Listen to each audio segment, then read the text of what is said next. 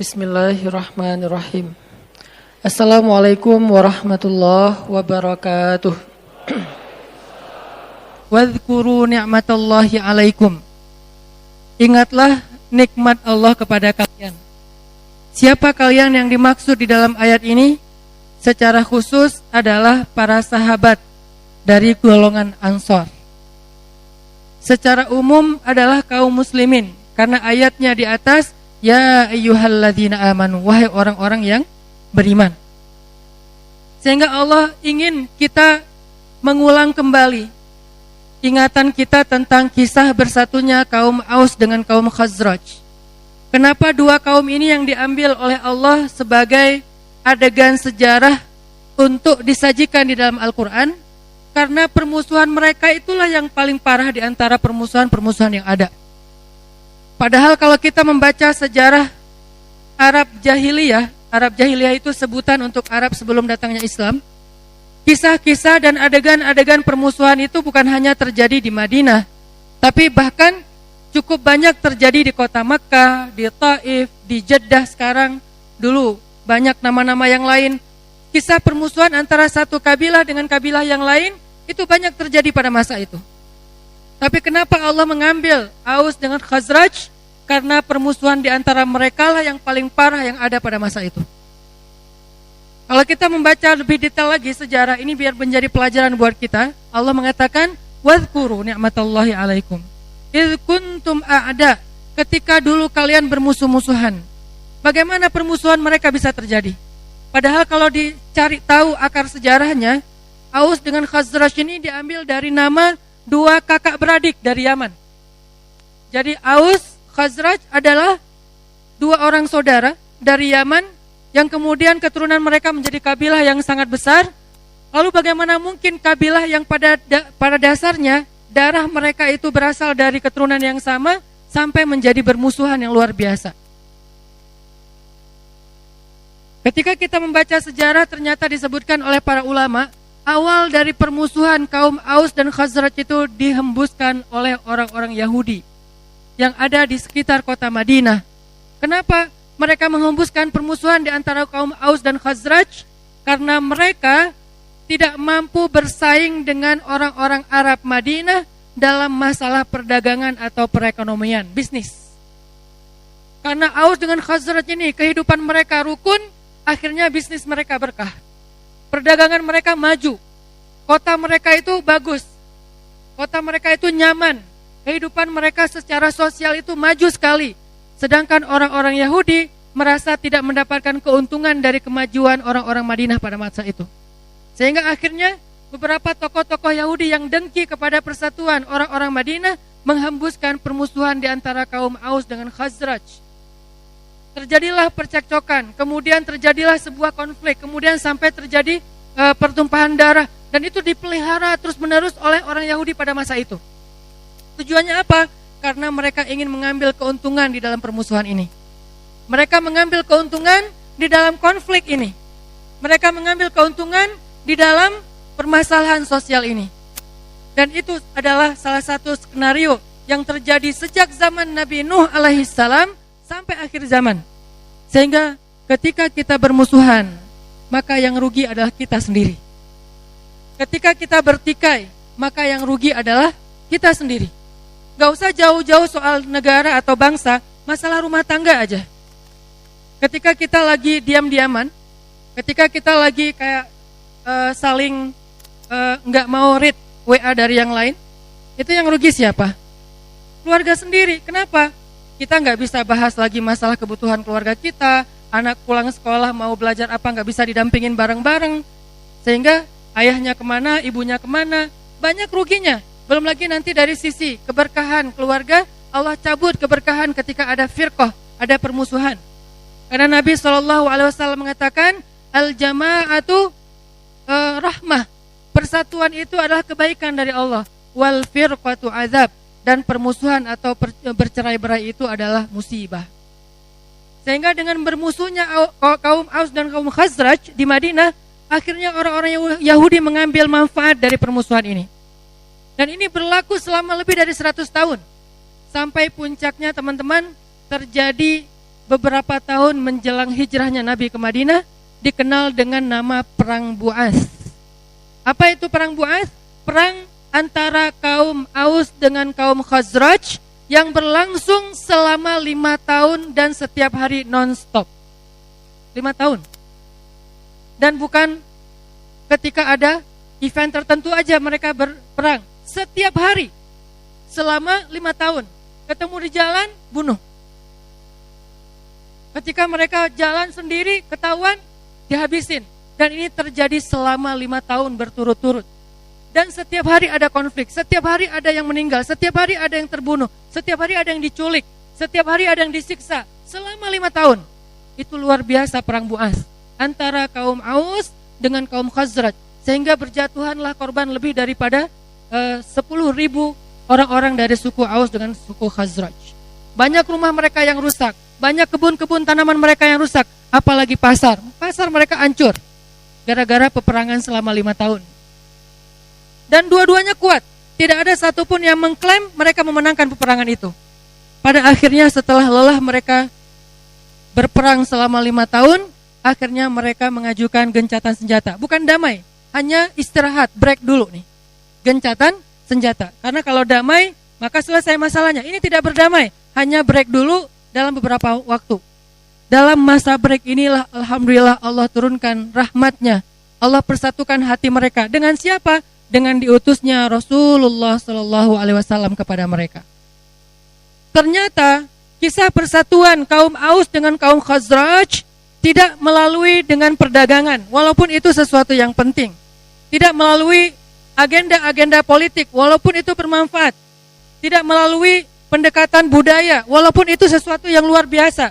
Tetapi ternyata Allah takdirkan persatuan kaum Aus dengan kaum Khazraj melalui adegan-adegan dakwah, melalui aktor-aktor dakwah, dan yang paling hebat di antara mereka pastinya adalah Rasulullah Sallallahu Alaihi Wasallam.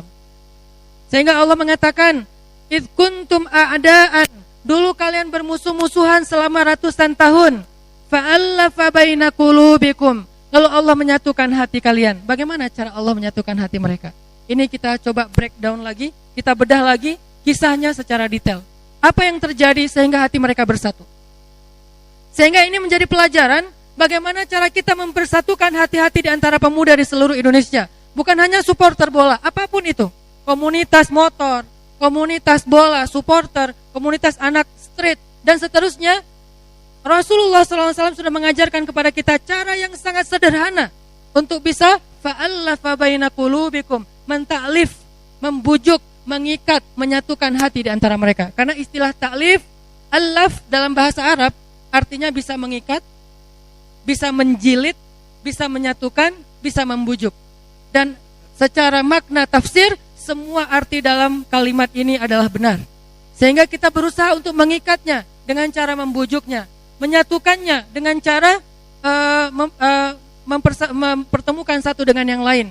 Apa yang dilakukan Nabi SAW sehingga kaum Aus dengan kaum Khazraj bisa bersatu.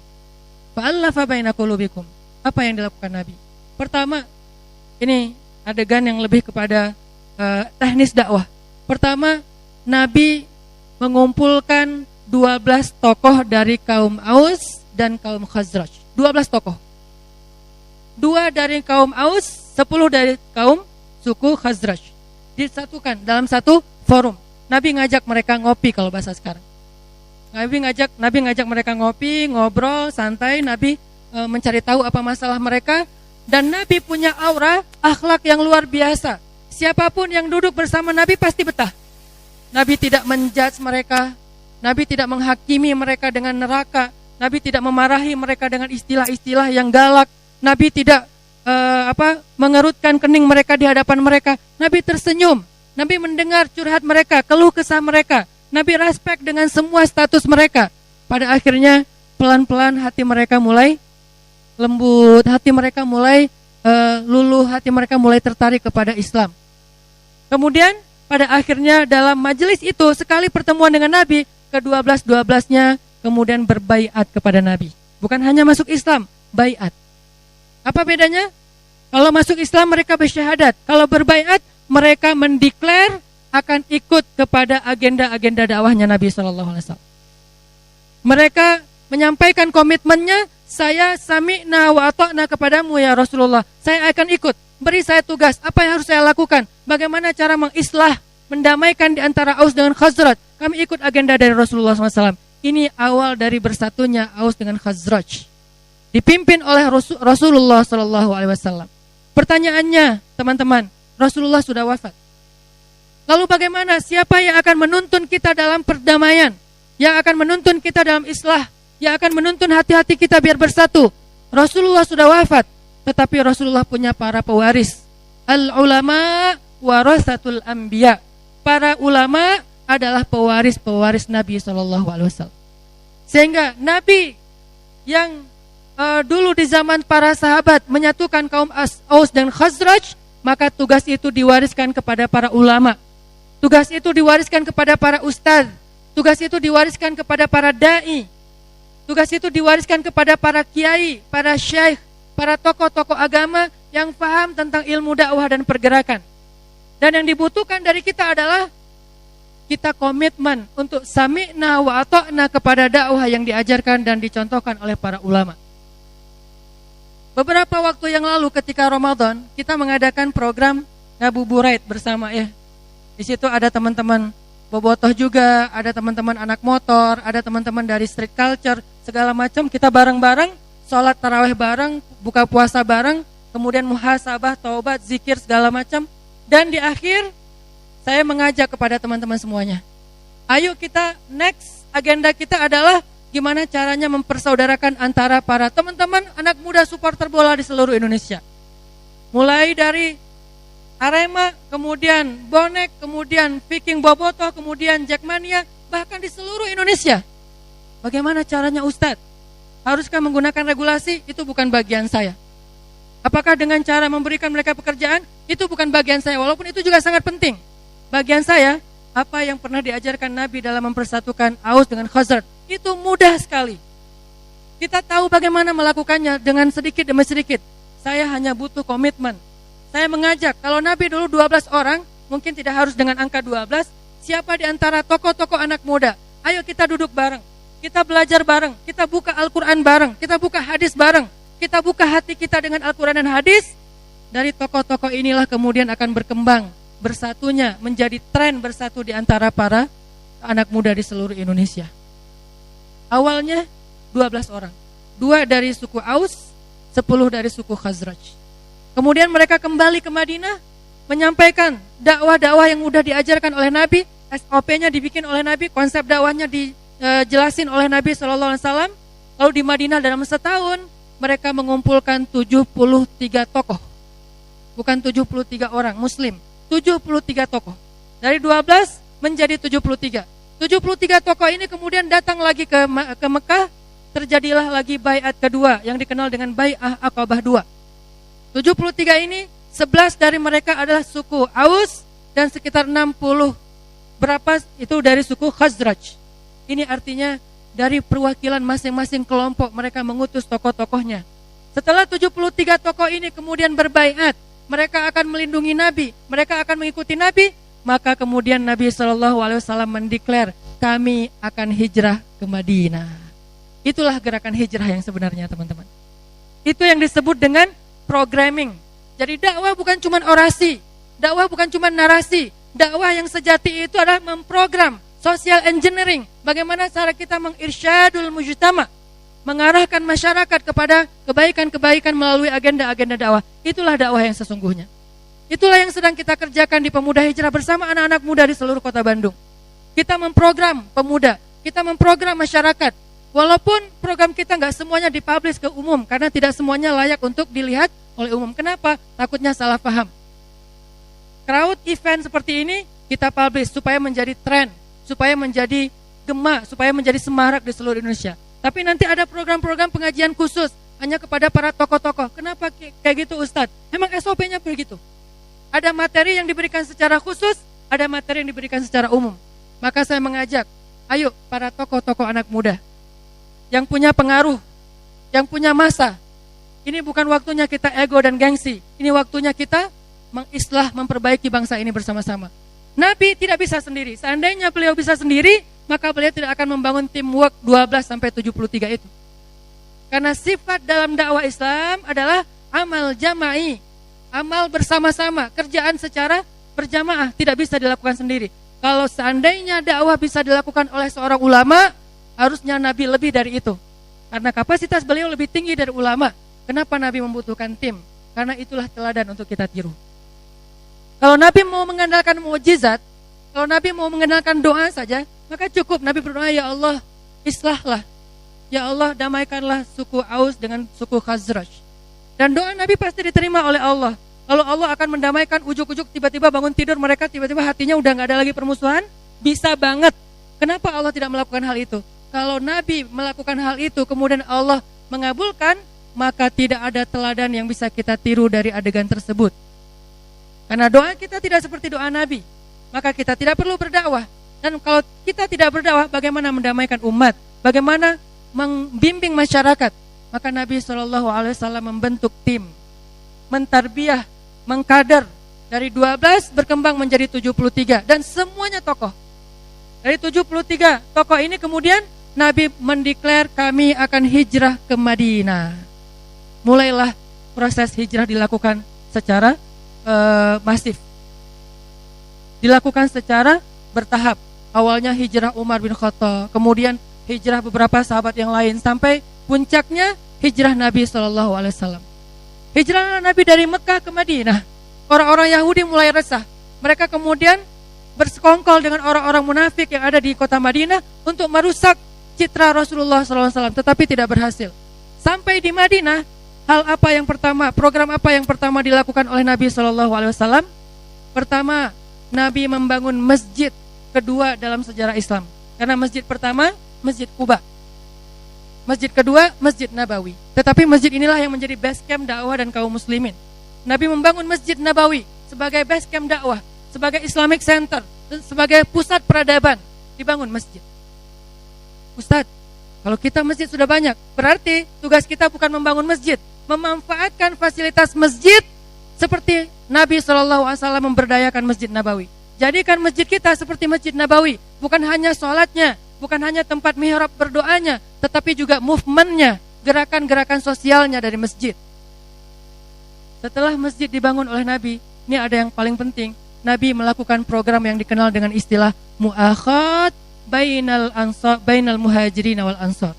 Nabi mempersaudarakan antara muhajirin dengan ansor. Itulah program yang dilakukan Nabi di Madinah di awal-awal beliau ke Madinah. Mu'akhad, ta'akhi, mempersaudarakan antara orang-orang Madinah, Aus dengan Khazraj secara resmi. Tidak ada lagi permusuhan, tidak ada lagi pembunuhan, tidak ada lagi konflik, tidak ada lagi kedengkian. Ansor, kalian ansor sekarang, kata Nabi. Kalian ansor. Apa arti ansor? Yang menolong. Apa arti ansor? Para penolong, yang membantu, yang mensupport, itulah ansor. Maksudnya apa? Mereka yang tadinya sibuk dengan peperangan, maka Nabi SAW memberikan mereka tugas lain yang lebih mulia, sibuk dengan kegiatan-kegiatan sosial. Itulah ansor. Dari fokusnya permusuhan, yel-yelnya adalah yel-yel permusuhan, nyanyiannya adalah nyanyian permusuhan. Kalau teman-teman baca sejarah bahasa Arab, di dalam sejarah bahasa Arab itu ada istilah syair jahiliyah. Ada istilah syair-syair jahiliyah. Apa syair jahiliyah? Mereka menulis syair, kalau sekarang tuh kayak lirik lagu, atau kayak caption di sosial media, atau kayak semacam puisi bagi para sastrawan, atau semacam tulisan-tulisan yang ditempel di tembok-tembok kayak grafiti atau mural atau segala macam, semua dengan tema permusuhan. Di mana-mana mereka membaca tentang permusuhan. Yel-yelnya permusuhan, lagu yang dinyanyikannya permusuhan, syair-syair yang dibacakan di pasar-pasar mereka permusuhan. Perlombaan syair yang paling bermusuhan itulah yang juara syairnya. Yang paling bold isi permusuhannya, dialah juaranya. Kemudian mereka bikin kontes-kontes syair yang luar biasa. Kemudian mereka bikin perform orang-orang yang musik dengan lagu-lagu permusuhan yang luar biasa. Sosial media mereka adalah para penyair dan para seniman. Itulah sosial media mereka. Sehingga permusuhan ini dijaga terus-terusan, dipupuk terus-terusan. lalu diganti oleh Nabi dengan bahasa Ansor. Ukhuwah, ayatnya ya ayyuhalladzina amanu la yaskhar qaumun min qaum asa an yakunu khairan minhum. Wahai orang yang beriman, janganlah suatu kelompok mencela kelompok yang lain, karena bisa jadi yang dicela lebih baik daripada yang mencela. Ini syair Islam. Inilah puisi Islam, inilah caption Islam, inilah lagu-lagu Islam yang dinyanyikan di era Rasulullah SAW, disemarakan, digaungkan di mana-mana. Orang menulis itu di pelepah pohon korma, orang menulis itu di kertas, orang menulis itu di dalam hatinya. La yaskar qaumun min qaum asa ayyakunu khairan minhum. Janganlah suatu kelompok mencela kelompok yang lain, karena bisa jadi yang dicela lebih baik daripada yang mencela. Wala nisa'um min nisa asa ayyakunna khairan minhun. Janganlah sekelompok perempuan mencela kelompok perempuan yang lain. Janganlah suatu organisasi mencela organisasi yang lain. Janganlah suatu komunitas mencela komunitas yang lain. Janganlah suatu supporter mencela supporter yang lain. Kenapa? Asa ayyakunu khairan minhum. Bisa jadi yang dicela itu lebih baik daripada yang mencela. Itu slogan Islam, teman-teman.